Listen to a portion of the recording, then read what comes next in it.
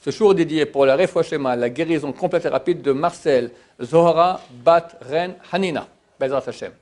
La question d'Adar Chaim. Oui, alors je voulais savoir, donc, concernant les mitzvot, vu qu'on doit avoir la kavana de les faire, L'intention. l'intention de la faire, admettons une personne, elle connaît pas la mitzvah, elle l'a fait quand même, Sans savoir qu'elle existe. sans savoir qu'elle existe, durant une partie de sa vie ou toute sa vie. Est-ce qu'elle a le même salaire, la même récompense et la même bénédiction du fait d'avoir fait cette mitzvah? Ok, la question est claire. Ok. Alors, il y a une discussion dans les décisionnaires si mitzvot sachot kavana, si les mitzvot doivent être faits avec intention. La halakha est tranchée que quand c'est une mitzvot de la Torah, donc il y a deux catégories de mitzvot dans le judaïsme, les mitzvot qui sont écrits dans la Torah, et les mitzvot qui sont des décrets des rabbanan, des sages d'Israël. Quand c'est une mitzvah de la Torah, alors il faut qu'on ait une kavana, qu'on ait l'intention de faire une mitzvah.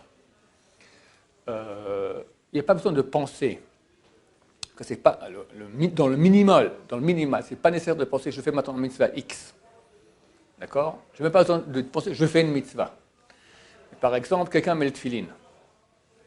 On ne met pas les tefillin par inadvertance. Un matin, par inadvertance, où je me retrouve avec des trucs sur la tête, des phylactères, d'accord? C'est impossible. Donc même s'il n'a rien pensé, mais il pense faire une mitzvah. Idem le talit.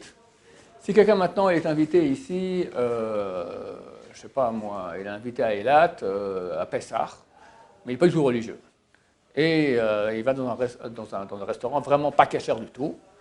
Et dans le restaurant, il met du pain et de la matzah. D'accord? Vraiment pas cachère. À Tel Aviv, on va dire, c'est plus courant que à Eilat. D'accord? Et on est le soir de Pessah. Il dit, ah, c'est marrant ces petits biscuits-là. Il mange la matzah le soir de Pessah. C'est clair qu'il n'a fait aucune mitzvah. Ça compte pour beurre, zéro.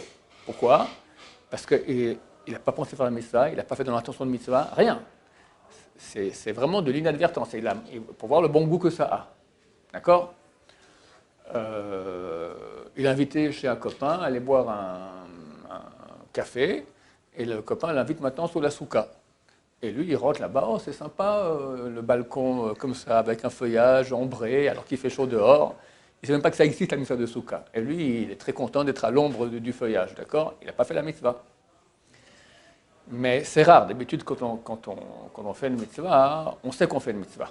Quelqu'un fait le Shema Israël, d'accord? C'est une mitzvah de la Torah. Alors, il est préférable, le top, c'est penser que je fais la mitzvah. Si on peut parler, le top, c'est de dire les Shem Yichud, pour l'union de Dieu et de sa Shrina, avec les lettres Yudke et les lettres Vavke, on est tout Israël, je pense à la mitzvah un tel, je cite le verset de la Torah, c'est important.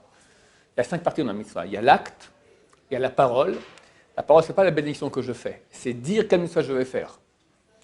Il y a la pensée, il y a le ratson, la volonté, et il y a la joie de la mitzvah. Ça correspond aux 5 parties de notre âme. Nefesh, Ruach, Neshama, Ha'echida.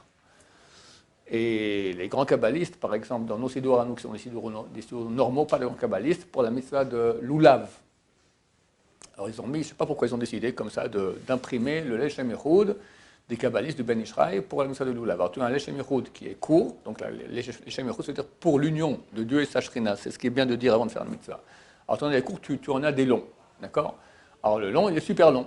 Et tu dis maintenant tout pour au niveau nefesh, c'est l'action. Après tout le qui se passe dans les mondes, 4 mondes, etc. Au niveau du rouar, c'est-à-dire la parole. Et maintenant il fait tout très très long pour toutes les parties de l'âme qui vont faire la mitzvah.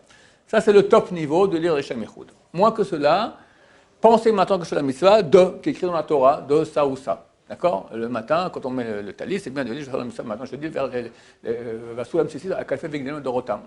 Ou bien, comme Tfilin, je pense maintenant, je dis, c'est bien de dire, comme on dit, le rouach, c'est la parole, de dire le verset qui parle de cette mitzvah-là. Et je fais la mitzvah. Moins que ça, ne pas dire rien du tout, mais penser, je fais la mitzvah de la Torah.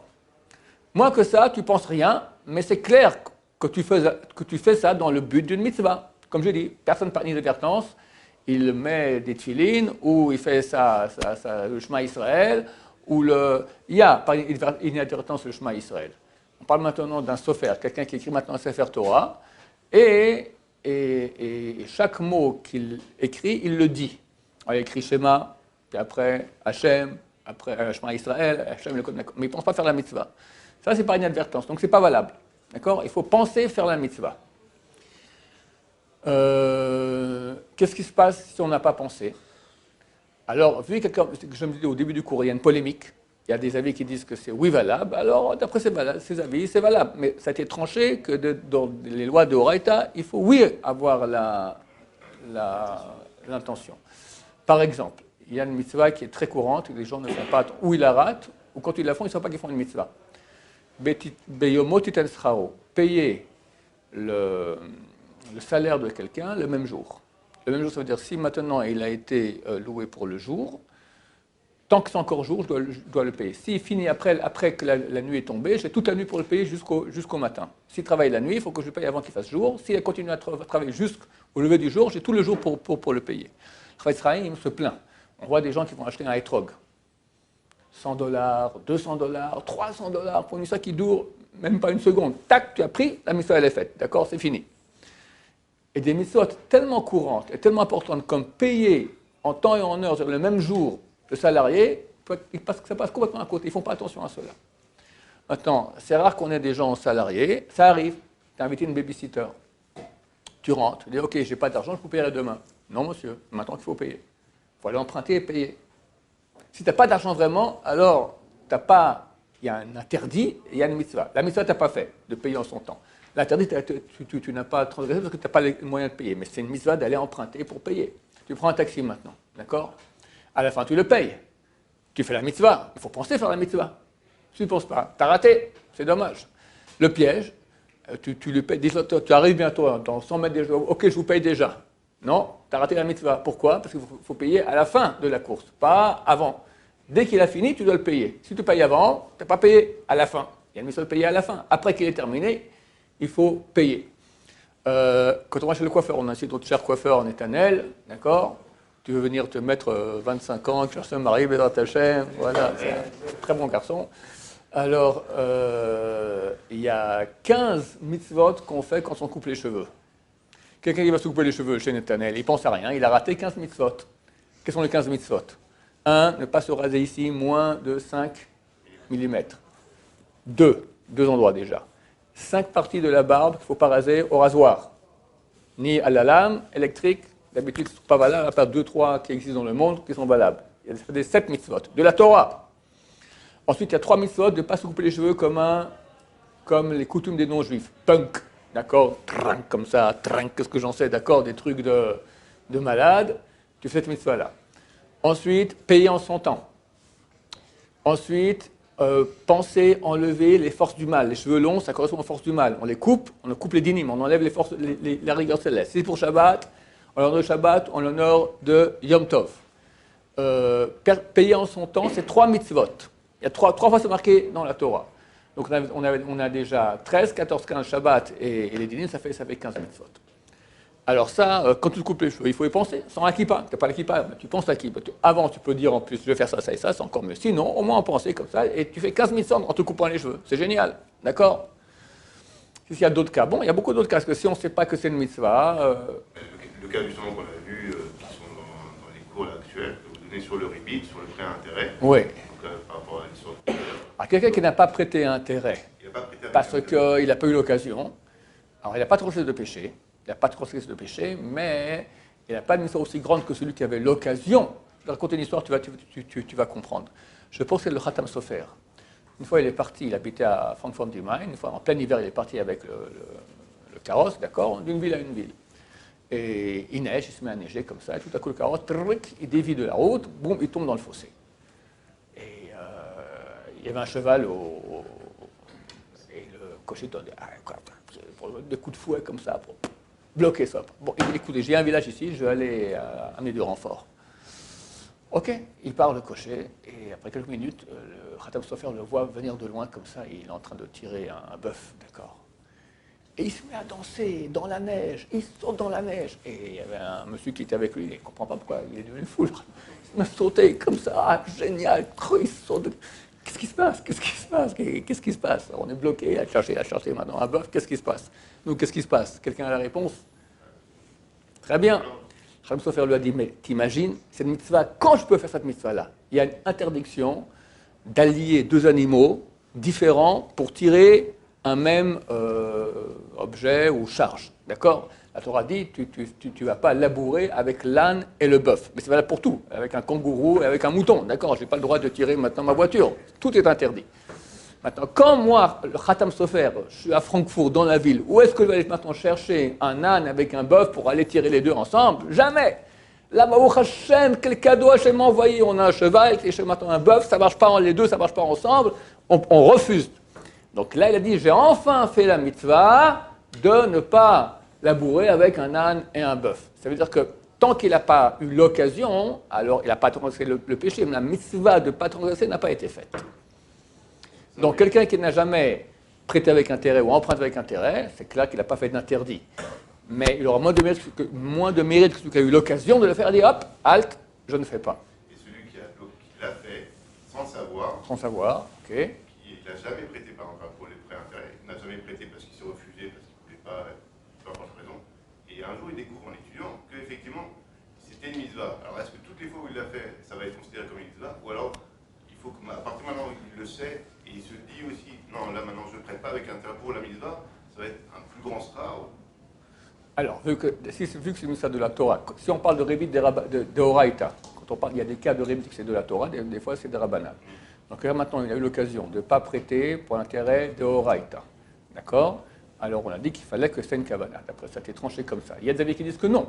Alors d'après ces avis-là, il aura un mérite, un petit mérite. D'après l'avis qui dit que non, il n'aura pas la mitzvah de ne pas avoir prêté avec intérêt. Mais il n'aura pas transgressé le péché non plus.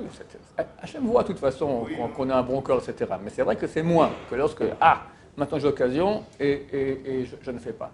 On a un cas similaire, c'est en passant pour une sorte de Rabbanan, c'est tranché que même sans kavana, ça marche.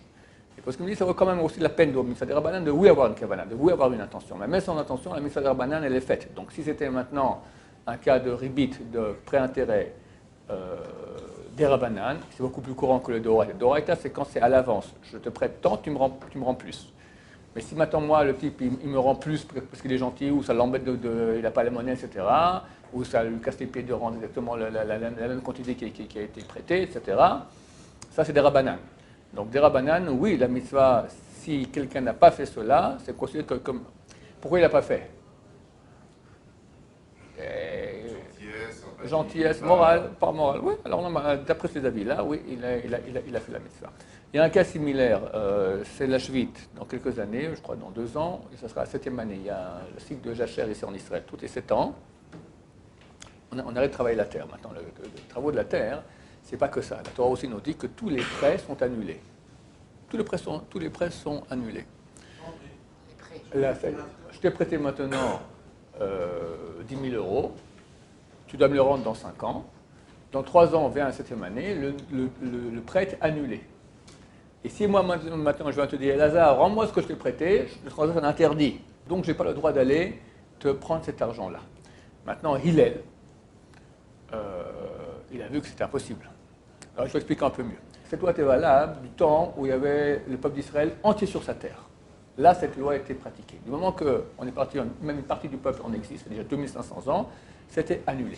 Il y a des sources dans la Torah qu'on apprend que cette Torah n'est valable que lorsque tous les Juifs sont en terre d'Israël. Ça fait 2500 ans que c'est annulé. Néanmoins, les sages d'Israël ont décrété qu'on continue cette mitzvah-là pour pas que ça s'oublie. Mais c'est un décret des Rabbanan, c'est moins fort. Vers l'an, environ vers l'an 0 ou 30, quelque chose comme ça de l'ère chrétienne, d'accord, il a vu qu'il y a un problème, que plus personne ne prêtait aux pauvres, déjà 2-3 ans avant la 7e année, de peur que le type ne va pas rendre et appelle le prêtre, il saute. Alors, il a institué un truc qui s'appelle un Proust-boule. Je ne vais pas rentrer dans le détail, c'est un peu compliqué, c'est une sorte de combine que tout le monde fait pour que tu puisses aller prendre le prêt. D'accord. Il a contourné. Pourquoi? Parce que c'est qu'un décret des Rabbanan. On voit que le peuple ne tient pas le coup, donc on peut, un des Rabbanan comme il peut aussi aller faire un autre décret qui fait une combine qu'on annule celui-là. Mais nous, on veut faire la mission aussi, de dire que à cause de la 7e année, j'annule le prêt. Alors qu'est-ce qu'on fait? On fait le Proust-boule, et après, je vais voir Elazar, je lui dis tiens, je te prête 10 shekels, je vois le voir. C'est à Rosh Hashanah de la fin de 7e année que ça a lieu, que tous les prêts sautent. Donc avant ce Rosh Hashanah, la veille, je lui dis tiens, je te prête 10 shekels, tu me les rends après Rosh Hashanah. Ok. Après Rosh Hashanah, il vient, voilà, je vous rends les 10 shekels. Halt, halt. Les Shemichoud, je fais maintenant la grande mitzvah, d'annuler les prêts, comme c'est écrit dans la Torah, à la fin de 7e année, vous annulez tous les prêts, je dis, j'annule le prêt. Voilà. Donc on a fait ça exprès maintenant. Donc on fait exprès de prêter pour faire la mitzvah et d'annuler le prêt. Et on fait tous les Shemichoud. Voilà. Oui. J'avais entendu aussi également que, par exemple, quelqu'un qui travaille, comme un coiffeur, lui aussi fait le mitzvah, quand il coupe les cheveux, il peut penser à ça ou pas? Il peut faire il a une mitzvah? Est-ce que le coiffeur, quand il coupe les cheveux, il fait une mitzvah? Il a une mitzvah de bien couper les cheveux, déjà, ça c'est certain. Ouais. À part ça, quoi? Quel c'est mitzvah? Ah oui, c'est certain que celui qui coupe, celui qui rase maintenant ici les tempes, c'est pas le type qui est rasé, c'est le coiffeur. Maintenant, nous, on ne doit pas être ministère, on ne doit pas l'aider. Alors, c'est bien des fois, ça arrive, le coiffeur, il coupe. J'ai un coiffeur, 10 000 fois, je lui ai répété, d'accord? Alors, tant qu'il fait avec le sabot, tout de suite, ça va. Dès qu'il fait avec là, puis des fois, dès qu'il veut arranger un tout petit peu, dès qu'il veut un peu arranger, tac, je saute comme un serpent, d'accord? Mais c'est lui qui veut l'interdire. Donc, je ne peux pas faire interdit malgré moi. Donc, lui, il est plus concerné. Mais moi aussi, en tant que message, si je l'aide, d'accord, oui, ouais, allez-y, ici, d'accord. Donc, je l'aide à faire le péché. Il va faire une mitzvah, s'il pense à la mitzvah, un médecin qui pense à la mitzvah de sauver quelqu'un. Ouais. Quelqu'un qui est un chauffeur. Ah ouais, absolument. Il faut penser quel message je fais. Ouais. C'est bien de penser. Quelqu'un qui fait Kibbout Aver. Hein? Chaque homme normal, il honore ses parents. D'accord? Maintenant, Ben Ishra, il dit, c'est bien de faire cela avec les 3 parties. L'acte, la parole et la pensée. Il a même une preuve de la Gemara qu'une fois un rabbin a tapé, il a tapé à la porte, il est venu et son fils est allé ouvrir. Alors sur la route, il dit, oui, voilà, j'arrive papa. Pourquoi il me dit j'arrive papa? Pour faire la mitzvah avec la bouche aussi. Pas seulement l'acte, aussi avec la bouche. Donc là, personnellement, d'accord, mon père me donne un verre d'eau, je fais la mitzvah de Kibbout Aver, voilà, etc. Elle me dit, non, là, je mets le verre d'eau, voilà. Pourquoi pas? On gagne beaucoup plus, c'est clair. Donc on n'a pas fait ça, la mitzvah elle est faite aussi. Baruch Adonai, l'olam amen va amen.